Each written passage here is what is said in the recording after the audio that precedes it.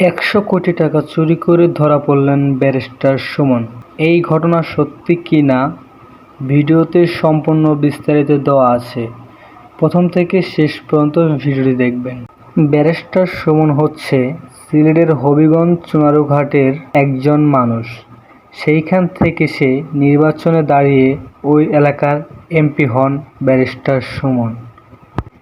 উনি একজন মানবতার ফেরিওয়ালা, তবুও ওনাকে মানুষ অনেক ভালোবাসে। উনি সিলেটের মানুষের পাশে দাঁড়িয়েছিলেন, তার জন্য সিলেটবাসীও প্রমাণ করে দিয়েছেন ব্যারিস্টার সুমনকে এমপি বানিয়ে। এরপর আপনারা অনেকেই জানেন যে ব্যারিস্টার সুমনকে হোয়াটসঅ্যাপে হত্যার হুমকি দিয়েছিল কয়েকজন কিলার। কেননা কিছু কিছু মানুষ আছে ব্যারিস্টার সুমনকে দেখতে পায় না, তারাই ব্যারিস্টার সুমনকে হত্যার হুমকি দিয়েছে। ব্যারিস্টার সুমন আসাতে বাংলাদেশের নেতাদের পোল খুলতেছে যেভাবে, যার কারণে ব্যারিস্টার সুমনকে তারা আর এই বাংলাদেশে রাখতে চাচ্ছে না।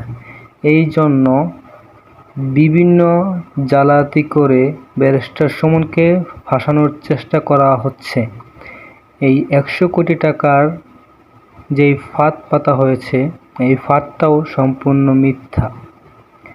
আপনারা ব্যারিস্টার সুমনকে চিনেন, আমিও চিনি, সবাই চিনি।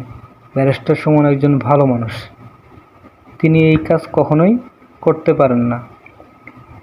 আপনি যদি ব্যারিস্টার সুমনকে ভালোবাসেন তাহলে চ্যানেলটি অবশ্যই সাবস্ক্রাইব করবেন। ধন্যবাদ।